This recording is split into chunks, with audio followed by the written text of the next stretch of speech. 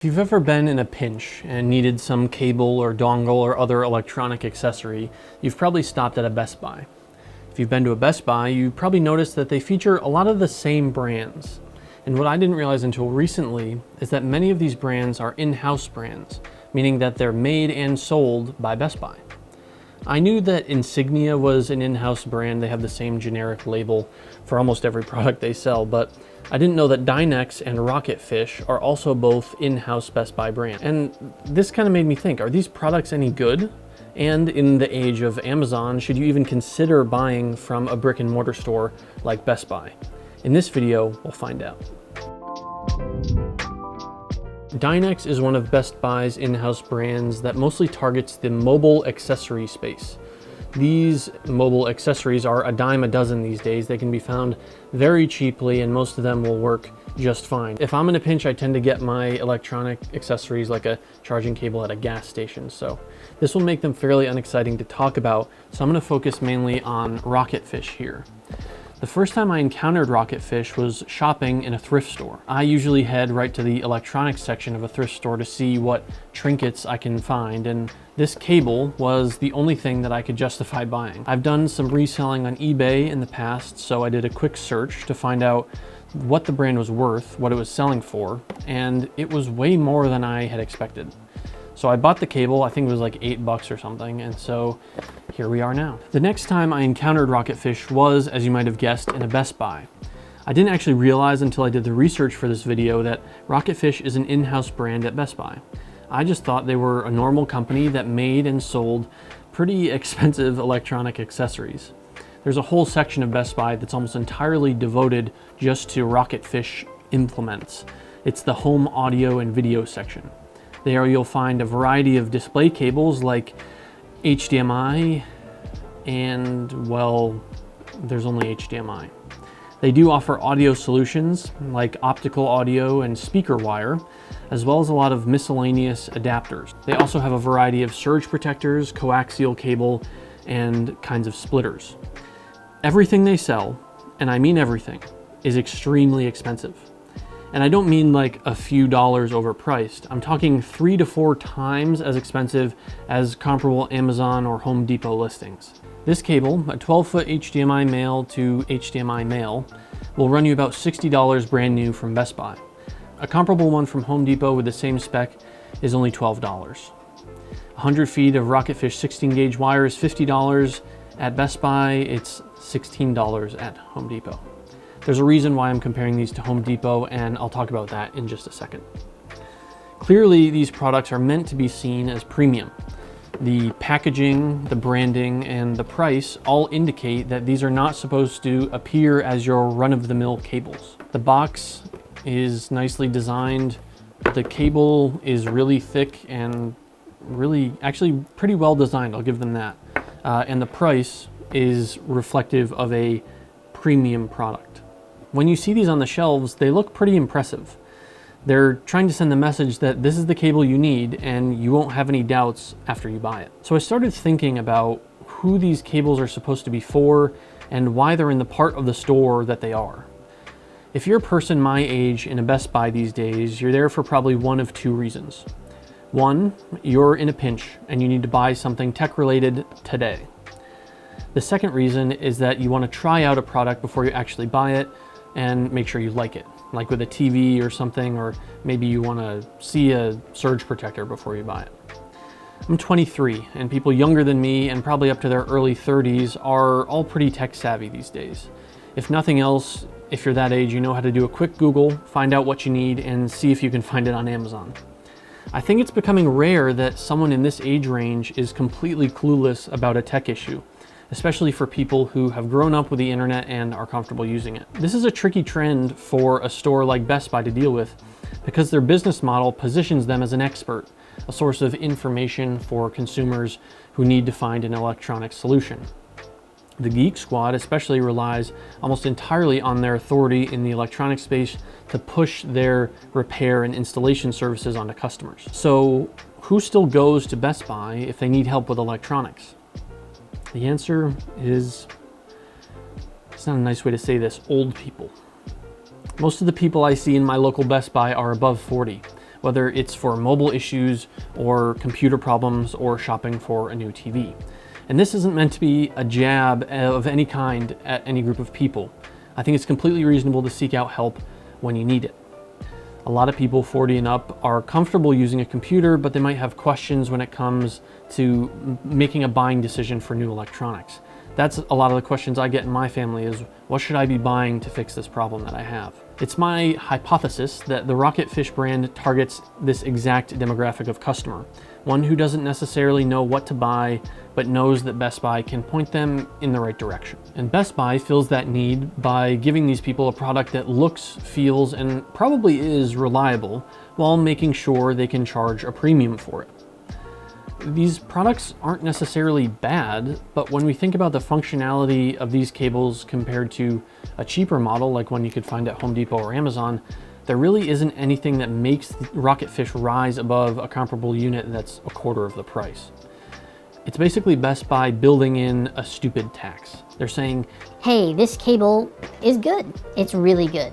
It looks really well packaged. It's really well designed. It says Ultra HD on it and has a bunch of buzzwords on the back, including HD, 4K, 1080p+, Ethernet, HDMI high speed, performance, video, gigabits per second, lifetime warranty, all that stuff. And to top it all off, it works. But since you don't know where else to find a cable like this, which there are many of, by the way, you are gonna pay through the nose for this one. I actually ended up calling my local Best Buy, well, it ended up being Best Buy tech support, to see if this product is worth the hype, or if they say that it is, because we're still gonna test it regardless of what they say, but here's a peek into that call. Sorry, can you briefly tell me what you're calling about again? HDMI cable. Sure. Do you want to buy it, or do you need tech support? Tech support. Due to high call volumes, the current estimated wait time to speak with a store care operator is less than 10 minutes. 10 minutes?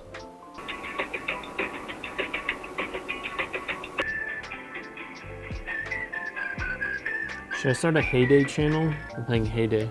How does my farm look? Got a dog and a cat and everything. It's good for passing the time.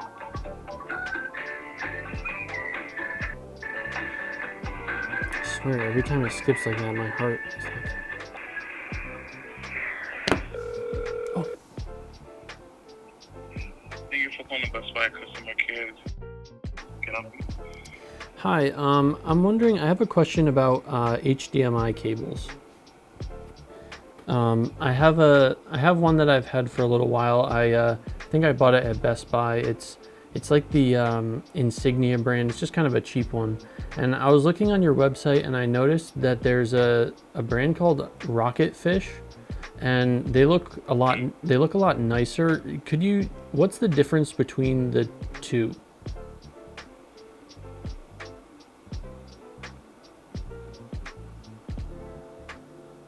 Hello? Just a moment. Oh, okay, sorry. Do you have the model number? Just want to ensure SKU numbers. I just want to ensure we're looking at the same item. For the Rocketfish one? Yeah. Hold on. I think it's RFHG12501. Okay, so this one is more so 4K with Ultra HD Hdr.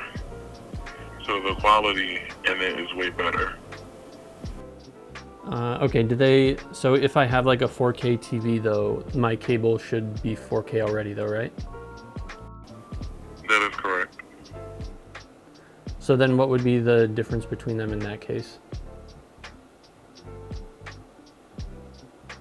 It'll just more so show everything, like if it was like a DVD player, it'll pretty much like enhance it. More so that it's shown to that degree. Huh, okay.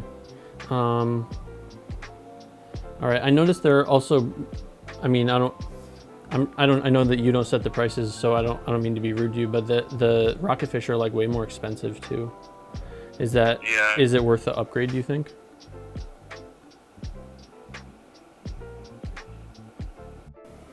I would say so, only because I do have that particular model, but just in like a 4-foot, I believe I have. Mm-hmm. And the quality is better, I will say that. Okay.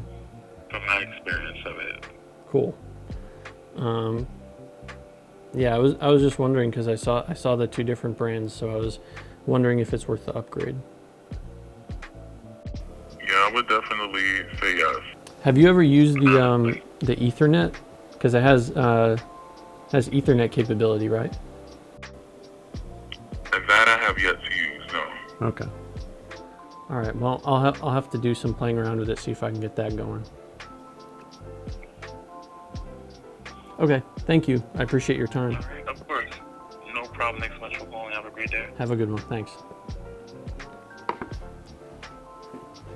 I have to see about that. So just to keep things consistent, hopefully I'm not taking up too much of the frame, I'm going to be playing this video. It's recorded at 120 frames per second. This is a 144 hertz monitor, so it's not the full capacity for this monitor, I guess, but it's going to test the capacity of our cable, most importantly. So we're running at 144 hertz, 8-bit color, RGB. I'll just play this video. You can see what it looks like on camera with just a DisplayPort cable, and then we'll switch over to the Rocketfish. Pretty standard, noticing some grain rather. Looks very smooth. This is just handheld from a trip that I took to Costa Rica a while back, so nothing cinema quality, but. All right, so now we're running the same test, same camera settings, same video with the Rocketfish cable. It's an HDMI 2.0 input on the monitor, so fully capable of everything that DisplayPort and HDMI need to do. Watch the video. Looks about the same to me. If anything, DisplayPort looks slightly better. I don't know, that could just be my bias towards DisplayPort though. Same amount of grain I'm noticing. Like I said, it's very similar. Do one more time, just for good measure. Just assume that's a computer issue. A lot of more stuttering than the other one for some reason.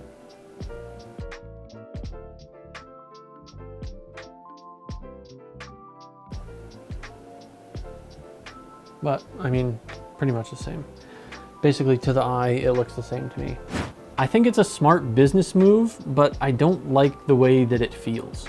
What's even weirder is that Best Buy makes cables that are way cheaper that have the same exact specs as this cable. From their own brands, Insignia and Best Buy Essentials, there are highly competitive comps that I would be much more inclined to buy than this. And maybe their angle is to make those cables look cheap and to sell the Rocketfish as the best of the best. There's actually been some research done on the psychology of this, and I did some Googling, and it sounds like it's basically a wash.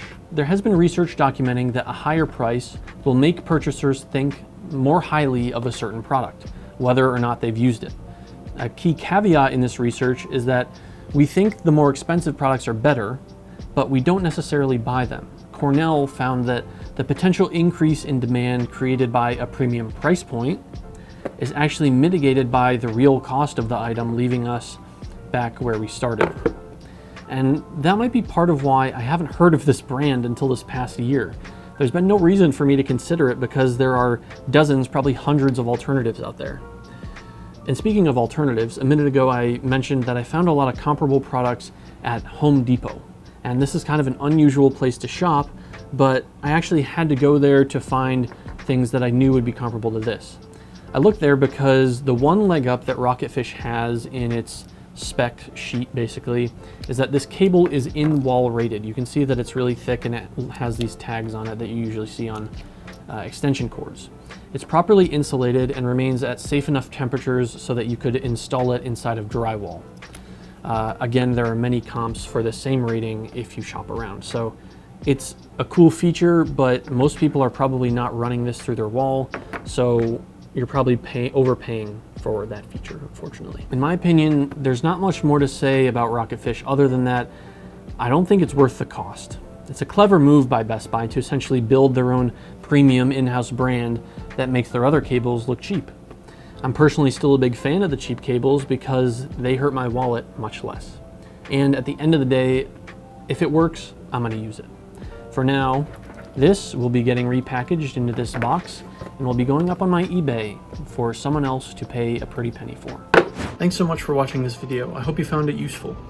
Thanks especially to my subscribers, especially my most recent one, Mark Fendel. Thank you. Let me know what you thought of the video in the comments below. I try to respond to every comment that you have, so let me know what you thought or if you have any questions. If you're new here, feel free to hit the subscribe button, and if you hit the bell, you'll get notified every time one of my videos goes live. If you'd like to check out any of the products I mentioned in this video, there will be links in the description. If you want to pick up a Rocketfish cable for yourself, you can do that there. I've also left some comparable listings in case you don't want to blow all your money on one HDMI cord. Thanks again for watching, and I will see you in the next video.